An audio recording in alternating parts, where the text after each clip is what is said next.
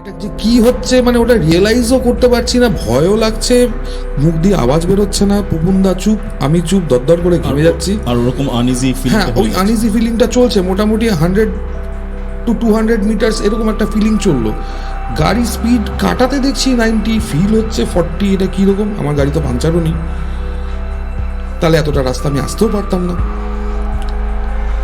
এবার পুপুনদা আমাকে বলছে, তুই সাইডে দেখতে পাচ্ছিস কিছু সারি সারি সারি সারি গাছগুলো যে যাচ্ছে, মানে পুপুনদা বলছে যে ওই কথাটা, তখন মানে আমি এখনও বলছি I have getting goose bumps, কারণ ওই জিনিসটা আমি ওই সময় I was present at that point of time when this conversation had happened.